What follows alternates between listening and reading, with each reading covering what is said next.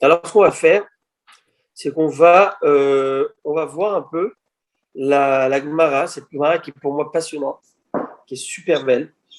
Elle parle donc des lois de la Gemara, mais surtout on va rentrer dans le sujet de Hana, le fameux sujet de Hana, la prophétesse, ce qui s'était passé avec Shemuel, son fils, avant sa naissance. On va rentrer un petit peu dans tous les détails. Mais avant d'entrer dans cela, on va voir ce que la Gemara nous dit.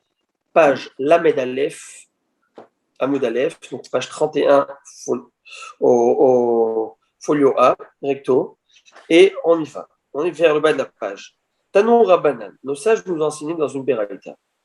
Amit Palel, Sarir Sheikhaven et Libo Lachamaim. Celui qui prie doit diriger ses pensées vers les cieux.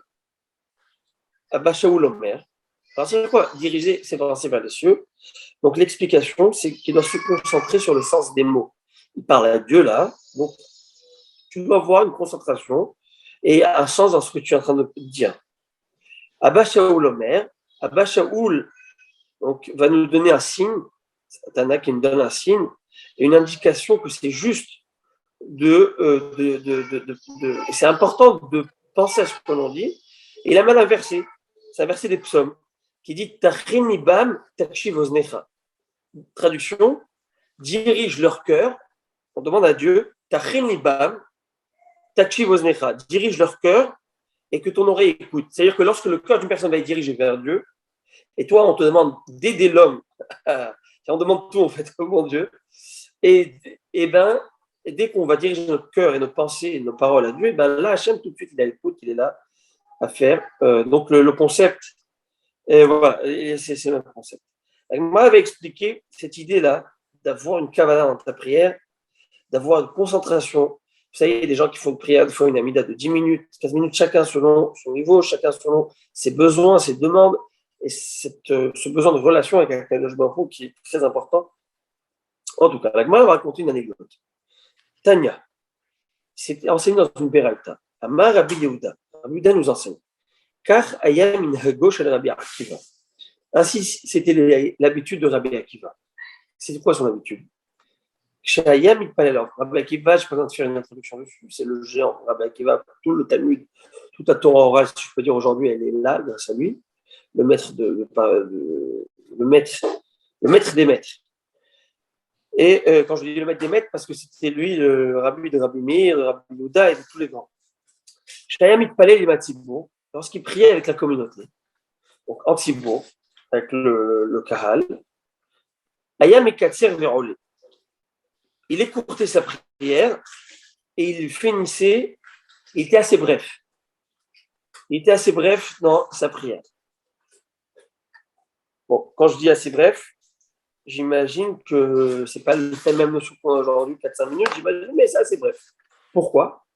Pour pas peser et pas mettre un fardeau sur le Tzibour. Comme vous le savez, je l'ai expliqué le dernier shiur, que normalement, on doit attendre le Rav ou de la Koïla, de la communauté, ou celui qui est le Shaliach Tzibour, d'accord? Donc, je veux dire la personne qui est le dirigeant de le Rav. Et donc, il ne voulait pas faire patienter trop pour qu'on commence la Haza, etc. Donc, il faisait rapidement sa vie. Par contre, je vous dis, Mipne Torah Tzibour, à cause du dérangement du Tzibour, de la communauté. Par contre, lorsqu'il priait tout seul, Adam Manikro Bezavitzo ou Motio Bezavit Cheret. Une personne pouvait, si tu vois, il prie seul dans la synagogue, tout seul. Il n'y a pas de minyan, il priait seul.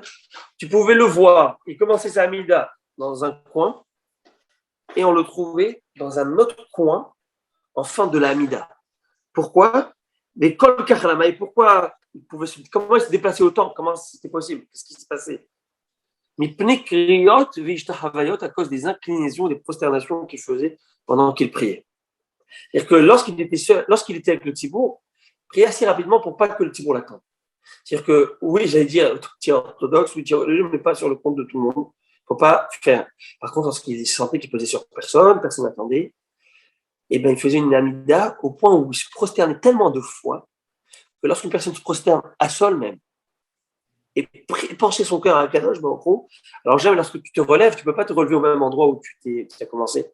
Et donc il priait tellement élevé, des fois tu te trouves à la fin de la synagogue là où vous allez poser toute une question, est-ce qu'on a le droit de se prosterner tant de fois, surtout qu'on le sait, on a 4 prosternations et inclinaisons dans la Mida. Donc Tosafot pose votre question, M. Znaki, j'imagine que vous avez posé cette question tout de suite. Et Tosafot donne 2 réponses. Première réponse, c'est que oui, nous avions étudié que nous n'avons pas le droit de s'incliner plus de les 4 fois qu'on connaît. C'est lesquelles? La première, Baruch Ata Hashem, Eloké Abraham, le premier. Baruch Ata Hashem, Magen Abraham. Seconde fois, Modim. Et on termine la Beracha de Modim avec Atov Shimchon Chanailot. À ce moment-là, Baruch Ata Hashem, Atov Shimchon Chanailot. Mais vous remarquerez que chaque fois, ces institutions rabbiniques de s'incliner, c'est toujours ou au début d'une Beracha, Baruch Ata Hashem, au début, ou à la clôture de la Beracha, Baruch Ata Hashem, Magen Avraham. Modim au début de Modim, et à la fin, Baruch Ata Hashem, Atov Shimchon Chanailot. Mais, étant donné qu'il n'y a pas d'instauration, d'inclinaison au milieu des Berachot, alors au milieu des Berachot, tu peux faire à ta guise. Si tu veux prosterner 100 fois, tu te débrouilles. Parce que tu ne peux pas rajouter d'inclinaison supplémentaire à ce que les Chachamim ont dit. Ou les Chachamim ont dit au début et en fin de Beracha. Mais au milieu, ils n'ont jamais instauré. Donc, tu peux faire ce que tu veux. Deuxième explication, c'est qu'en fait, non, ils ne s'inclinaient pas, ne prosternaient pas pendant la Mida. Quand est-ce qu'ils s'inclinaient? À remarquer, c'est après qu'il ait fini le premier Iyul et Ratzon. Vous savez, après le premier Iyul et Ratzon, à un moment, on dit Elohai, Netzor Leshonim Mera, Shatam Idaber Mirma, là, c'est une demande spéciale qui est, j'allais dire, c'est une demande qui est annexée à la Mida. Mais si on veut dire formellement, la Mida se termine au premier Uberaton et on continue à des demandes personnelles. Ça, c'est comme des demandes personnelles qui aujourd'hui sont rentrées dans la Mida. On a vu, c'était une prière que les Chachamim ont ramenée, qu'on a rajoutée dans la Mida. Mais à ce moment-là, la personne, on va le voir même plus tard, est invitée à continuer sa Mida et à demander, et à réciter, et à parler, communiquer avec Kadosh Baruch Hu, faire ce qu'il a besoin, demander ce qu'il a besoin. Et bien, dans ce passage-là, il demandait, il se prosternait, il faisait des louanges, il faisait, à ce moment-là, il se prosternait, et à ce moment-là, qu'il avait le droit de le faire. Mais, selon cette réponse, on n'a pas le droit de se prosterner de manière générale, de manière arbitraire comme ça, dans l'amida, dans le corps essentiel de l'amida, on n'aurait pas le droit de le faire. Donc, la Gemara va rapporter une série de lois. Est-ce qu'on peut simplement se pencher de la tête, moi? Oui, alors nous, aujourd'hui, c'est pas au même niveau que Rabbi Akiva, de cette manière, on ne le fait pas. Nous, on fait l'inclinaison. Donc, l'inclinaison, on l'a expliqué, c'est fléchir un peu le genou, un peu le corps, et c'est comme ça qu'on fléchit et qu'on se met pas à terre. À l'époque, au Beth Amikdash, on le faisait, à l'époque, dans ces endroits comme ça, mais là, non, on s'incline de cette manière. Okay, il y a même un problème de s'incliner face à, on va le voir, face à du marbre, face à du carrelage, il y a un problème de Even Maskit, il y a un problème, si ce n'est pas dans le. C'est pour ça que même Kippour, ceux qui se prosternent, je ne sais pas si vous avez eu l'occasion, moi, en tout cas, à Kippour, je prie de l'autre côté, je me prosterne à terre. Il y a un moment où on se prosterne à terre, on le connaît tous. Il y en a qui fléchissent un peu, il y en a qui sont un peu fatigués, ne veulent pas, mais à terre. Et même lorsque tu te fléchis à terre, si tu es dans un endroit où tu es un sol qui n'est pas, j'allais dire, où tu n'as pas tu as une serviette ou un mouchoir ou quelque chose. Tu ne peux pas te prosterner à la pierre même, qui est devant toi. On va le voir, c'est un problème si ce n'est qu'au Beth Amikdash. Mais les Arabes font ça, ils se prosternent sur un tapis ou un truc comme ça. C'est comme ça qu'il faut faire. Non, comme je disais, c'est comme ça qu'il faut faire dans le sens où pas même le sol. Pas même le sol. Voilà. Maintenant, on avance. Ils ont tout pris, hein. Ils ont pas. Ils ont tout pris. Ils ont tout pris. Non, pas tout. Non, la vérité, non, ils n'ont pas pris la vérité. Titen et Maître Yarakov. Voilà. Par contre, juste pour votre info, hein, je vous une parenthèse par rapport à ça, c'est que eux, ils ont quand même l'idée du monothéisme. Ils croient en un seul et unique Dieu. Et je sais pourquoi. C'est écrit dans la halakha qu'apparemment, on a le droit de prier si tu n'as pas où prier, tu n'as pas d'espace, et si tu es devant une mosquée, tu as une mosquée. Si tu as le droit de prier à côté, tu as le droit de prier dedans, tu aurais le droit. Faire ta mida dedans. Parce qu'il n'y a pas de statut. Il n'y a même pas de rentrer dans une église.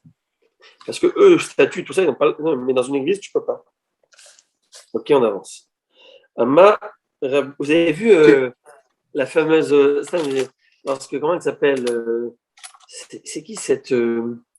C'est pas la ministre, mais je crois le bras droit la bras droit plutôt, enfin le bras droit de la dame qui accompagnait Ruby Rivlin au pape, juste avant qu'il termine son mandat.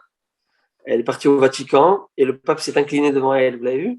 Non. Ça fait quelques mois. Il s'est incliné devant elle parce qu'elle lui a dit, elle c'est son protocole, ne peut pas s'incliner devant la croix. Et même, je pense aussi, ben lui s'est incliné devant elle.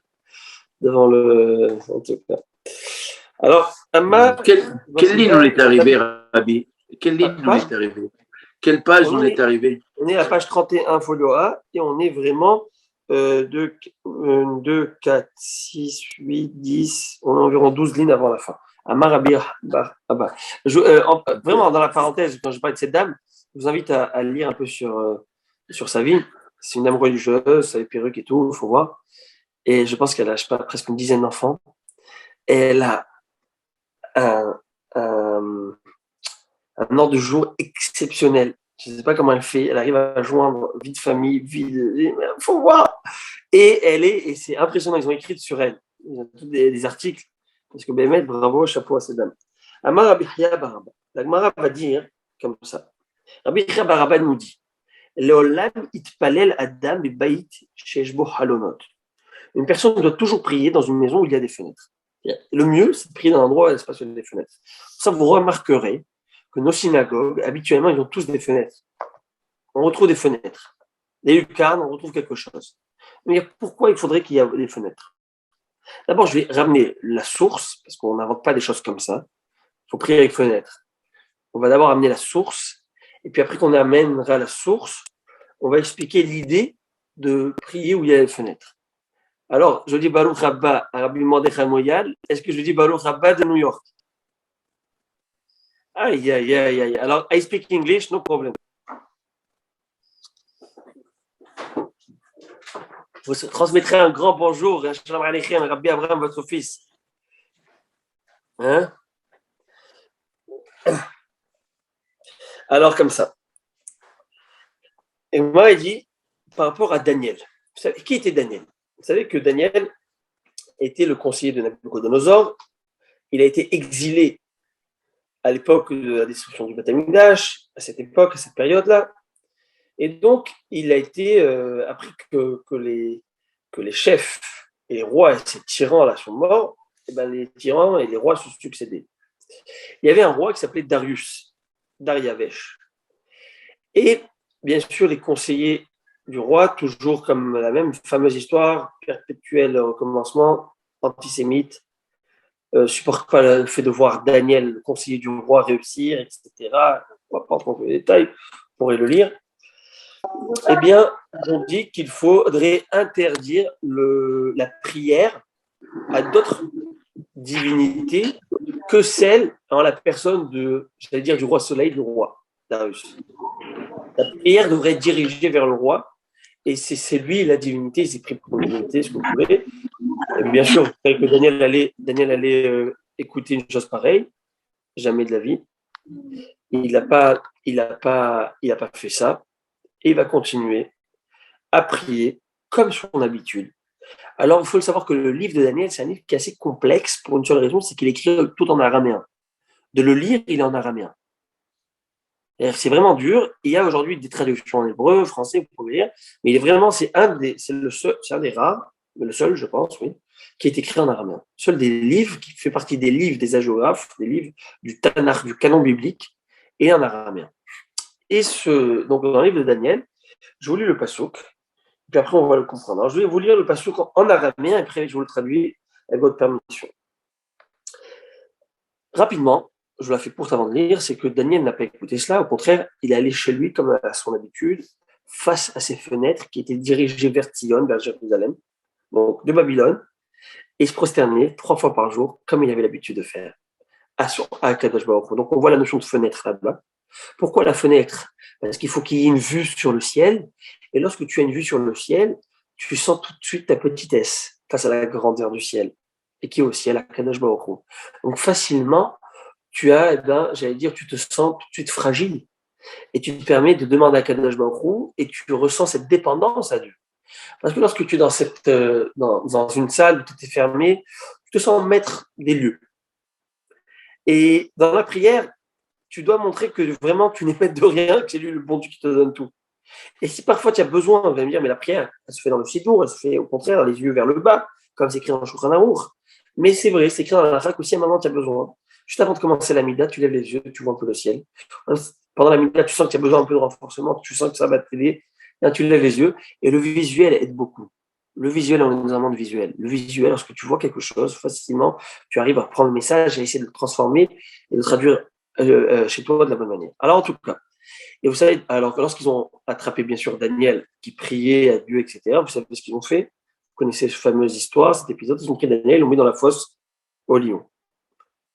Et Daniel dans la fosse au lion, et Daniel est sorti intact, indemne de cette histoire. Et là, il a tout de suite rendu à César ce qu'à César, c'est-à-dire le roi a tout de suite rendu la liberté à Daniel, au contraire, il l'a complémenté, etc.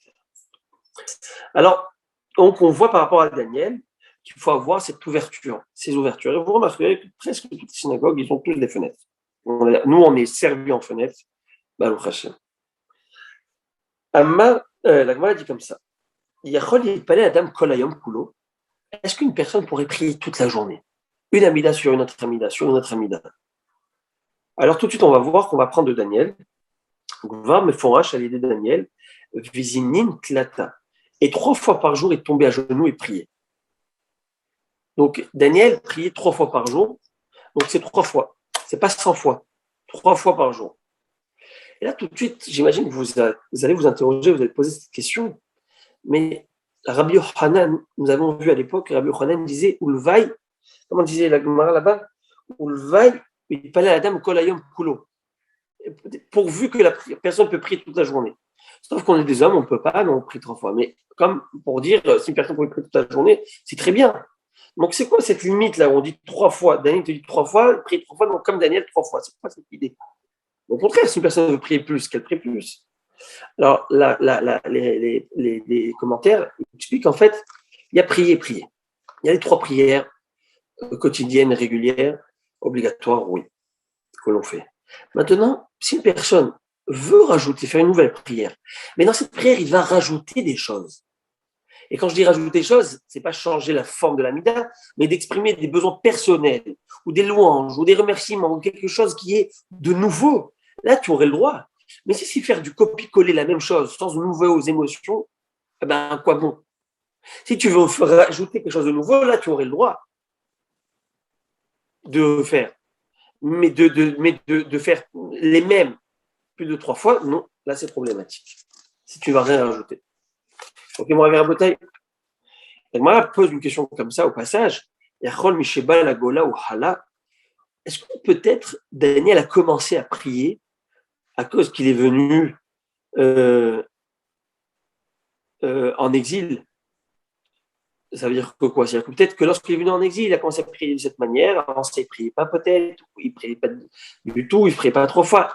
Est-ce que ça, ce sont des nouvelles habitudes qui sont venues après l'exil pour demander la rédemption ou non? Ou ce sont des choses, une tzadéket, ou c'était son habitude.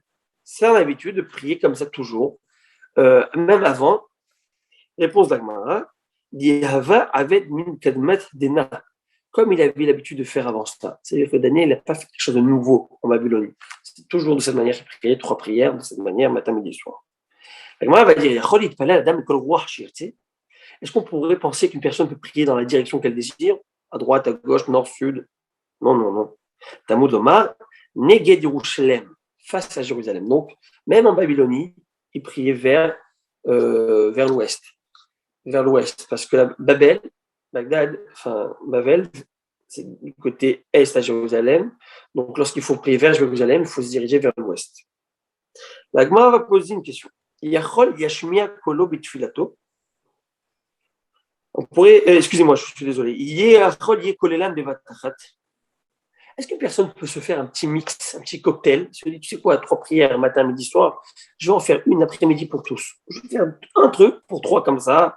Non, non, non, non, jamais. David Amelech nous dit dans les psaumes, je voulais ce fameux passouk de Télim, c'est dans le psaume Nunhe, c'est écrit Erev, Voker, Vetsaoraim, Asicha Ve'eme.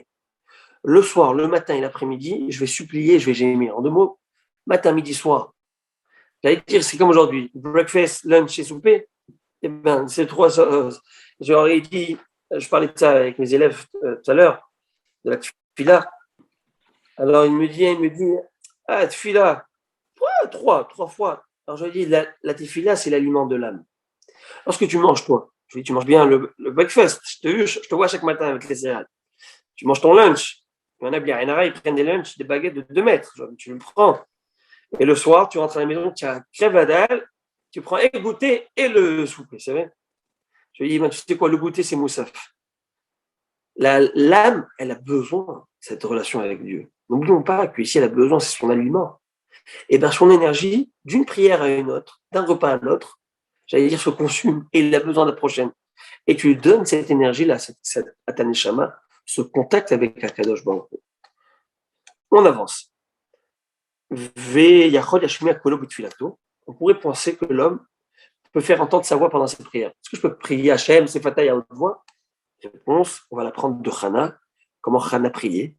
Fait Kola lo Ishamea, mais sa voix n'était pas entendue. Alors avant de rentrer dans Hana, je vais lire rapidement ça, je ne vais pas expliquer maintenant ça, parce que dans quelques minutes, on va rentrer dans le sujet de Hana.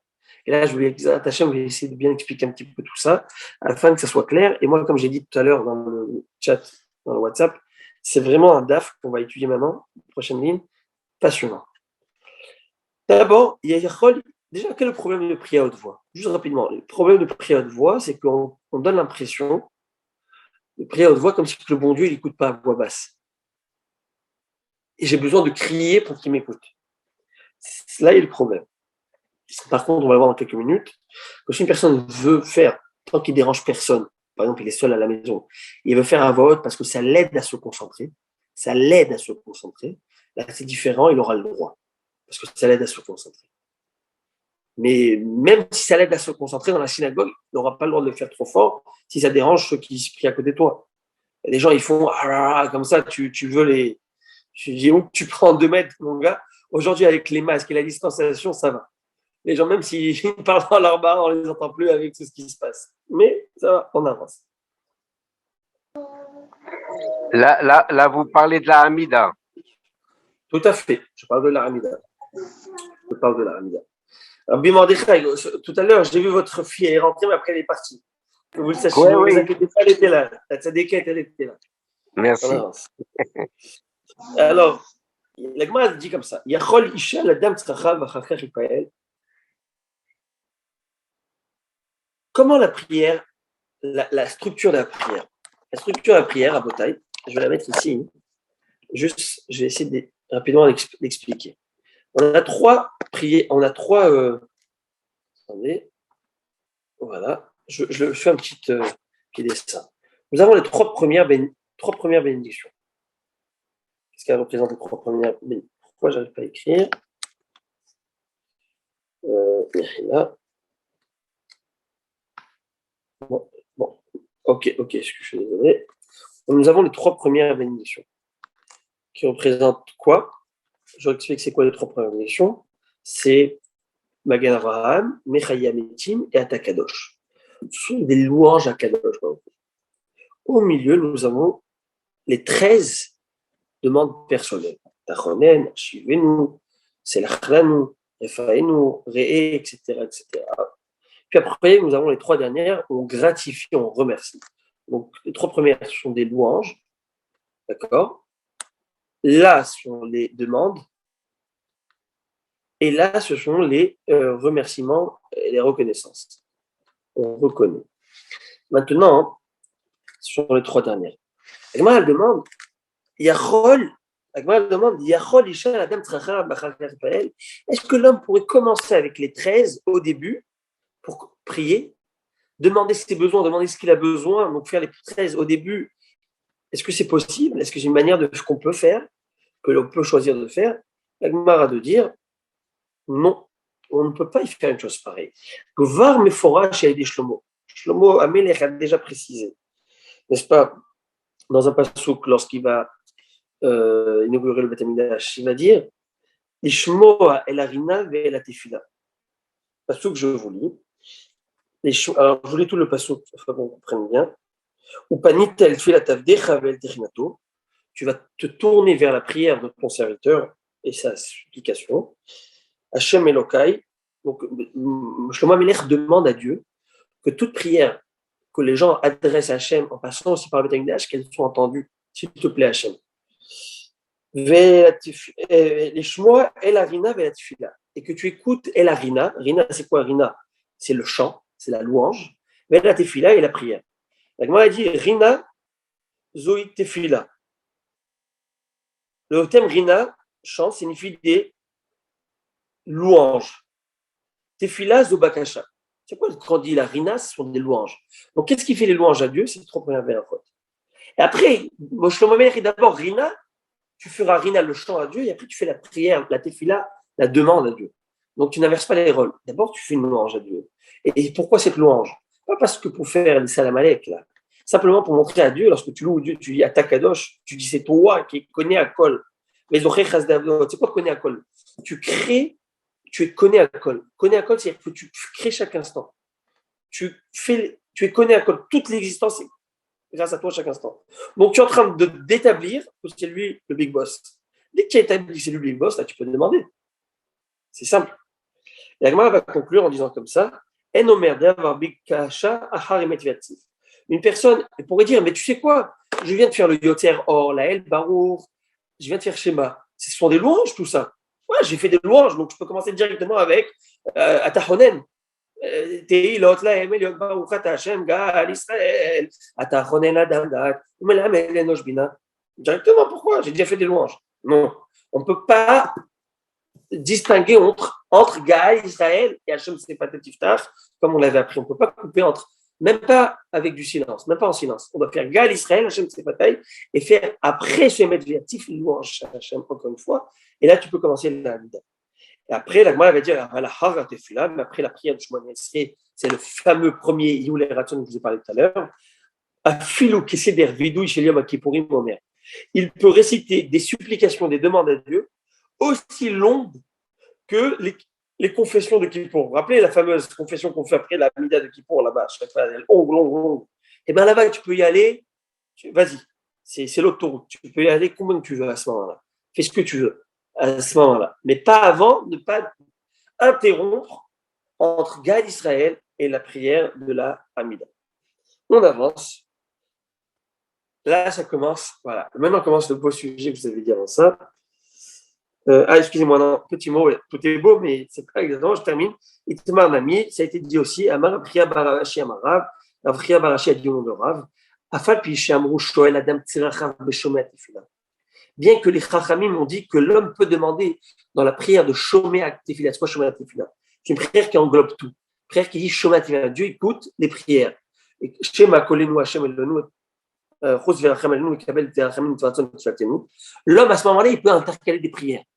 Mais alors, la Gemara nous dit bien qu'on a permis d'intercaler des prières dans cet endroit personnel, mais c'est mieux, mais c'est mieux que s'il veut dire après la tefila, ça veut dire après le premier yoratzon, il peut faire même aussi long que le vidouille de Kippour, les confessions de Kippour, les confessions de Kippour là-bas.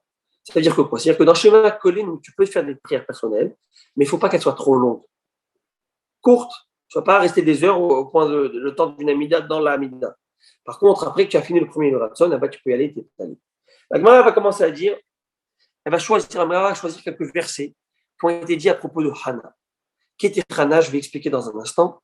Et de ces versets, de son histoire, on va apprendre la majorité des lois, si ce n'est pas tous, des lois de la Amida, comment on doit faire notre prière.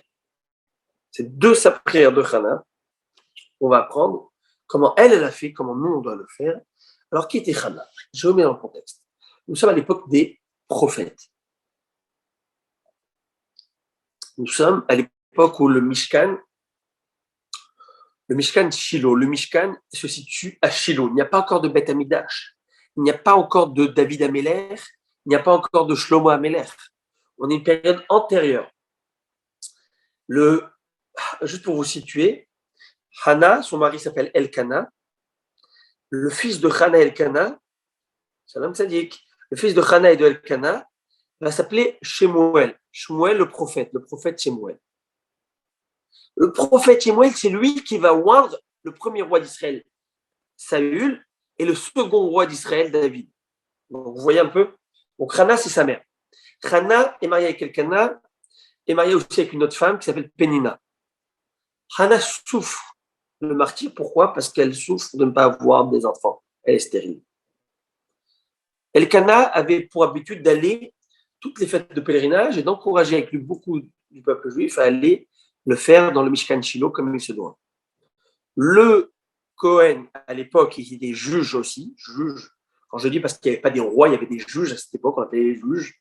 Il y a tout un livre dans le canon biblique qui s'appelle Shoftim, juge. Et lui, c'était si je ne m'abuse, c'était même, je crois, l'avant-dernier juge, Élie, parce que le dernier, c'était Shemuel. Alors, Élie va être le Kohen Gadol, il va avoir des enfants, Chofni, Pinchas, et lui, il va être Kohen Gadol à cette époque. Il s'appelait Élie à Kohen. Pas Élie comme Eliaou, mais Élie avec Kohen. Hana va être, durant ses fêtes de pèlerinage, avec son mari. Son mari lui donne une portion de quoi manger, du korban, comme tout le monde, de se réjouir durant la fête. Cette haftara est lue durant Rosh Hashanah. Et qu'est-ce qui se passe? Hana n'est pas bien. Hana n'est pas bien, déprimée. Déprimée parce que elle voit que c'est arrivé, elle a 10 enfants qui font le bonheur de son mari. Et qu'elle, j'ai pas été à la hauteur en certaine manière. C'est qu'elle vous savez, et j'ai pas d'enfants. Elle va prier. Elle va prier pour avoir des enfants. Elle n'était pas bien. Et à un moment, elle va être devant, j'allais dire, dans le temple, dans le tabernacle. Elle va prier à Dieu. Et je vais vous lire les psukim en français. Je vais vous traduire simplement rapidement les psukim en français sans rentrer dans tous les détails. Qu'est-ce qui s'est passé à ce moment-là où elle priait à voix basse? C'était apparemment une manière, selon Rachid, une manière qui ne se faisait pas à l'époque, où elle priait de manière très longue, elle déversait son cœur, donc c'était un peu surprenant de voir cette dame comme ça. C'est écrit comme ça. Je vous lis. Ce fut alors qu'elle continuait à prier devant Hachem, et Élie observait sa bouche. Hana parlait en son cœur. Seules ses lèvres bougeaient, mais sa voix ne se faisait pas entendre. Sa voix ne se faisait pas entendre. Et Élie pensa qu'elle était ivre. Élie lui dit, jusqu'à quand tu seras ivre? Enlève ton vin de sur toi, la cuvée. Et Hana répondit, non, mon maître, je ne suis une femme à l'esprit affligé. Je n'ai ni bu de vin ni de boisson forte, alcoolisée. Et j'ai déversé mon âme devant Hachem. Ne prends pas ta servante pour une femme indigne, enfin une femme car c'est à cause de beaucoup d'affliction et de colère que j'ai parlé jusqu'à présent à Dieu. Élie, j'allais tourmenter parce qu'il a mis une citation. Élie va répondre, il va lui dire, va en paix, et que le Dieu d'Israël te donne ce que tu lui as demandé. Et grâce à sa béracha, elle va tomber enceinte, sa prière et sa béracha, elle va tomber enceinte. De ces quelques versets qu'on va voir là, vous allez voir toutes les lois halakha tranchées dans le Shulchan Aruch. C'est intéressant ce qui est écrit dans la Gemara. La Gemara, elle va dire comme ça. Du fait qu'il est écrit dans le Passouk. Amar Rav Hamnuna nous dit, Kama ilcheta gavarta ika lemishma ma'ane kala de Hana. Combien de lois importantes et de grandes lois on peut apprendre de ces versets de Hana. Qu'est-ce qui est écrit? Hana imedaberet aliba. Et Hana parlait dans son cœur. C'est-à-dire quoi parler dans son cœur? Ici, Rachamim nous apprennent dans la Gemara, mais kal la mitpalel tsaïr sheikhaven nibo. C'est quoi parler dans son cœur? Si on apprend que le cœur doit être dirigé vers Dieu, c'est-à-dire que c'est le cœur qui parle. Et n'oubliez pas une chose, il est écrit dans le paracha, écrit dans le livre de Devarim, où le Avdo Bechol Evafrem, servir Dieu par tout son cœur. La Gemara demande, c'est quoi servir Dieu par ton cœur? Par mon bras, je mets les tuiles, je sais pas, par mes yeux, je fais attention à ce que je vois. Par ma bouche, je mange un matzah. Je sais pas, chaque organe, chaque membre peut faire un acte concret réel. Mais c'est quoi l'acte concret du cœur? Par quoi il s'exprime? Par la prière, par ta connexion, relation avec Akadosh Baruch Hu. C'est ça le travail du cœur. Travailler, servir Dieu par le cœur, c'est la prière. Rax faté anarot. C'est écrit que juste ses lèvres bougeaient. D'ici, Rachamim vont nous dire, Mikan la mitpalel shertor bisfatav. D'ici, on voit que c'est pas suffisant de lire avec les yeux, comme un journal. Qui lit un journal, enfin, je sais pas, peut-être moi, qui lit, les gens, on lit avec les yeux. Il n'y a pas d'idée d'exprimer la chose. Eh ben non. Lorsque tu pries à Dieu, tu dois exprimer avec ta bouche. Là, tu parles, tu communiques. Et c'est surtout l'expression de la discussion, de la communication, de la parole. L'homme, il se démarque des animaux par la parole. Cette parole qui t'a été donnée, tu l'utilises à bon escient, tu parles avec Dieu. Tu vas me dire, mais Dieu connaît et comprend les pensées des hommes. Parce qu'il a besoin de savoir. Réponse, bien sûr il connaît tes pensées, bien sûr qu'il sait ce que tu as besoin, tu n'as même pas besoin de lui demander. Mais c'est pour toi. Lorsque toi tu exprimes ces choses, ça prouve que c'est bien le bon Dieu qui peut te les accorder. Et tu vas les sortir, les extérioriser. Quand tu vas les extérioriser, c'est-à-dire que tu es convaincu que c'est bien lui l'unique et le seul qui peut te donner. On avance. Vekola loishamea, mais sa voix ne l'entendait pas. Qu'est-ce qu'on comprend de ce verset? Je déduis qu'on ne peut pas élever notre voix d'ici. Et comme je l'ai dit, pourquoi? Parce qu'on a l'impression qu'il ne nous entend pas le bon Dieu. Par contre, si quelqu'un a besoin de le faire parce qu'il a besoin de plus de kavana grâce à ça, il aura le droit de le faire. Je vais poser une question, Rabbi. Bien sûr. Poser une question.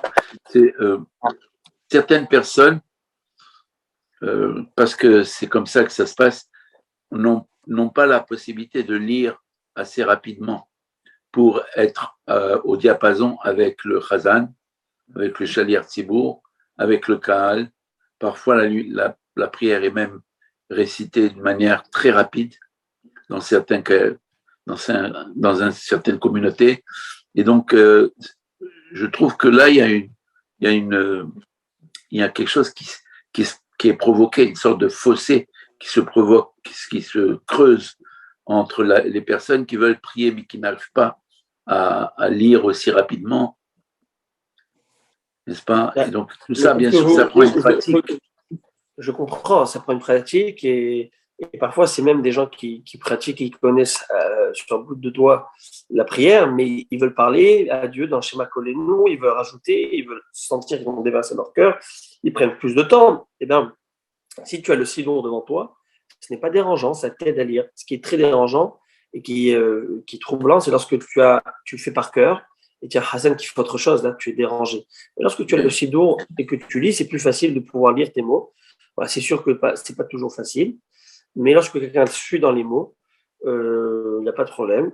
Mais suivre des yeux et ne pas pouvoir lire, ça ne remplit pas la fonction. C'est notre obligation. À moins que le gars ne sait pas lire, la personne ne sait pas du tout lire, et là, elle va écouter. Bien sûr que c'est mieux que rien, encore une fois. Dire comme ça, c'est mieux que rien. Dire quelqu'un, non, fais-le avec tes yeux si tu ne sais pas lire.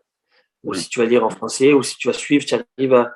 Mais quelqu'un, par exemple, qui ne sait pas faire, il va suivre la Hazara pour pouvoir faire sa mitzvah de la Hamida parce qu'il ne sait pas lire. Il s'est un peu déchiffré. Et bien, il va lire suivre avec les yeux, et lorsque le Hazan lui dit, il va répondre Amen, et il va suivre avec lui. Et voilà. Merci, Rabbi. Plaisir. Alors, c'est écrit comme ça. Eli il a pensé qu'elle était ivre. Mais quand chez Shikor sur le palais. Pourquoi Eli, après, le Cohen va la remettre en place? Parce qu'il pensait qu'elle était ivre. Et alors, si elle était ivre, elle va prier. Pourquoi un soulard peut pas prier? Non. Quelqu'un qui est ivre n'a pas le droit de prier. Et c'est tellement grave, on va le voir dans un instant, ça va être même choquant. Combien c'est grave.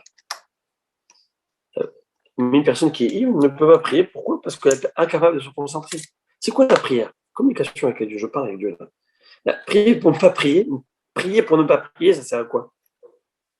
Dire des mots qui n'ont rien, aucune valeur. Tu ne sais même pas ce que tu dis. Tu ne sais pas à quoi tu penses. Tu es complètement, excuse-moi d'expression, défoncé. Ce que tu veux faire. Vous savez quoi? Là, je suis en train de me dire, bon, la lacha, elle parle de shikor. Shikor, c'est quelqu'un qui est ivre. C'est comme ça, c'est la lacha ici. Mais au jour d'aujourd'hui, je me demande si cette question ne se pose pas. Ça va vous faire sourire et rire. Mais aujourd'hui, il y a beaucoup de boutiques de, comment ça s'appelle, la CFQ et des, vous savez, là, le hashish, le cannabis. Et donc. Et chicha. La chicha, c'est pas du hashish. Comment il s'appelle là, le cannabis, le cannabis. Le cannabis. Le cannabis. Alors aujourd'hui, les gens, ils fument du cannabis. Ça, je ne sais pas, aujourd'hui, c'est la mode. OK? Quand je dis les gens, je parle des gens, beaucoup dans le monde jeune. On a beaucoup aujourd'hui de fumeurs de cannabis. Aujourd'hui, une folie est devenue normale. Ce qui était illicite est devenu licite. Bon, on ne va pas entrer dans le détail du principe de morale, d'éthique, c'est pas ça ma question. Ma question est si quelqu'un vient de se prendre un pédard, vient de fumer là, est-ce qu'il peut faire la prière? Il est tout heureux, tout joyeux. Et il vient à la synagogue, et il est au 7e ciel avant de commencer la Hamida. Les questions que je me pose maintenant, pourquoi je me pose cette question? Le hashish. Je me dis, Parlez du hashish. ouais, Le hashish. Ouais, le hashish. Okay. Donc, je me dis que, encore une fois, je ne parle pas du côté médicamenteux, médical, psychologique, tout ça, ça C'est de la fait bêtise. leur preuve. Ah oui, c'est la bêtise, vous dites? Oui. Mais je ne sais pas si ça enlève les douleurs, ça soulage. C'est des pansements qu'on veut faire croire qui vont améliorer le bien-être d'une personne, alors qu'au contraire, ça le rend plus dépendant ensuite, etc. Ah, plus d'addiction, et après, voilà. Absolument. On devrait avoir Hazakou. Et après, Alors, en tout prendre cas, de plus en plus fort pour pouvoir. pour pouvoir avoir et avoir sa dose, s'il n'y a pas ta dose, tu es en déprime. En tout Exact. cas, je ne dis pas Chazal Shalom, nous et je ne dis pas, mais je dis juste l'idée, comment aujourd'hui ramener dans le Gemara le jour d'aujourd'hui, ça serait intéressant de se voir, est-ce que ça serait le droit de fumer du hashish avant la prière? C'est une bonne question, parce que si dans ta prière, tu vas dans les vapes, tu ne sais même pas ce que tu es en train de dire, c'est un problème. Vayomer, Eli, Almata Tishtakarin. Et Eli va lui dire jusqu'à quand tu vas être ivre, jusqu'à quand tu vas être saoul. Amar Rabbi Azar. Alors là, on va tourner la page. Déjà, on va voir ce que la Gemara a dit. On tourne la page. Davar chez nous Hagoun, c'est quelqu'un voit quelque chose d'inapproprié chez son ami, il doit le réprimander. Alors ça, c'est au jour 1, au goût du jour. J'ai expliqué combien c'est important ce que la Gemara est en train de nous dire. Je vois, est-ce qu'elle peut répondre quoi à Eli? Mêle-toi tes oignons. Aujourd'hui, tu vas faire un commentaire à quelqu'un qui te dit, mêle-toi tes oignons. C'est pas tes problèmes. Et plus encore, aujourd'hui, qui ose aller voir quelqu'un et lui faire un reproche? Alors, tu vas voir quelqu'un faire un reproche. Aujourd'hui, on met des gants, sur des, mais quoi, de velours, du velours. Et dès qu'on s'approche de la personne, son regard, tu fais demi-tour, tu dis l'année prochaine, je vais lui dire parce que c'est pas le moment, il va. Pourquoi? Des fois, tu te dis, tu sais quoi, c'est ses problèmes. Ouais, il fait pas ci, il fait pas ça, il mange pas avec la chair et trucs. Et ce que tu veux, même un comportement qui n'est pas approprié. Tu te dis, c'est ses problèmes qui se débrouillent. Et bien, l'Agmara, elle te dit, il faut pas être, c'est impressionnant. L'Agmara, elle te dit, il faut pas être selfish, il faut pas être égoïste. Tu vois ton ami, il va se prendre un mur physique, tu vas aller l'aider. Tu sais qu'il va rater le virage, là, il va prendre un ravin. S'il fait du 200 km/h, tu vas l'appeler, tu vas dire, arrête ta vitesse, là, lâche la pédale. Tu le sais. Tu sais qu'il va se prendre un mur dans 2 minutes. Eh bien, tu dois avoir le même sentiment pour tout ce qui va être en termes de comportement et spirituel, comportement même savoir-vivre. Ça veut dire que, vous allez me dire, mais le comportement spirituel, la Torah le dit déjà. Ochiar, Tochiar, Chamitecha, c'est un passouk dans Parashat Kedoshim. Tu dois reprocher ton ami lorsque tu vois qu'il fait des erreurs. Alors, c'est clair, qu'est-ce qu'on a innové ici? On a innové ici que même si ce n'est pas une erreur thoraïque, de boire, c'est écrit dans la Torah, ne bois pas, de ne pas. Mais quand même, elle est venue voir, elle a dit, ça ne se passe ce que tu fais. C'est pas joli pour une dame d'être saoule. Pour un homme, c'est pas joli. Alors là, pour une dame. Alors qu'est-ce qu'il lui dit? Il lui dit, donc il est venu faire un reproche. Donc tu vois qu'une personne ne doit pas dire, tu sais quoi, des fois tu réfléchis, tu te dis, est-ce que je veux le voir, est-ce que je veux le dire, si ça te fait la peine, pas pour lui, pas pour te construire, parce que parfois il faut faire attention. Parfois il y en a qui vont aller reprocher pour l'autre, pour se construire sur le dos de l'autre. Alors si c'est comme ça ne sert à rien. Mais si parce que ça te fait mal de voir l'autre, ne pas évoluer, pas progresser, et tu sais que c'est ces mauvaises midotes qu'il a qui le dérange à avancer. Tu sais qu'il ne s'entend pas avec sa femme parce que le gars, c'est un gros mesquin, parce que le gars, c'est un gros radin, parce que le gars, il ne fait pas attention à son casse, à sa colère. Toi, c'est ton ami. Tu sais qu'il est en train de bousiller sur sa maison. Il est en train de massacrer ses enfants de la mauvaise manière. Il les éduque parce qu'avec sa nervosité, il va savoir ce qu'il fait. C'est ton ami. Prends un café avec lui. Tu lui dis, Coco, je t'adore, je t'aime bien, mais tu te prends un mur. Là. Ça, c'est un vrai pote. Mais c'est lui qui va dire, tu sais quoi, ah là là, je suis bien en bon terme avec lui. Si je vais lui faire des commentaires maintenant, il risque de me la prendre mal. Et tu l'aimes, tu l'apprécies, va le voir. Fais de la bonne manière, mais fais-le. C'est ça que la Gemara est en train de nous apprendre. Tu as vu d'avoir chez nous un goût, tu vois quelque chose qui est inapproprié chez l'autre, va le voir.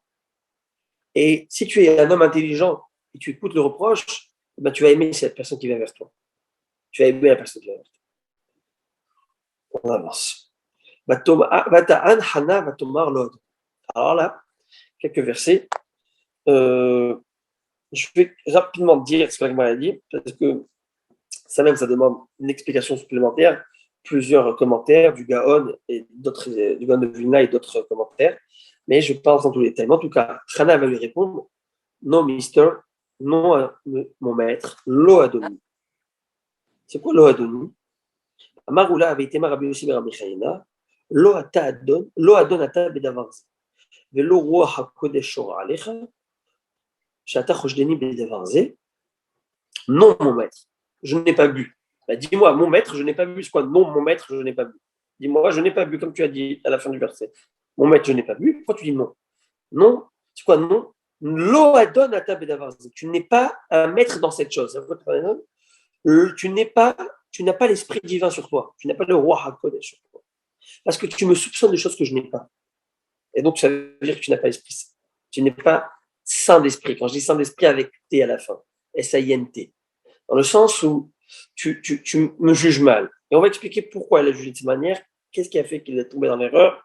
Ça, c'est le prochain shiur, Bezrat Hashem, qu'on va expliquer. Et je vous invite vraiment à venir au prochain shiur. Parce que le prochain shiur, c'est vraiment, c'est un bonbon.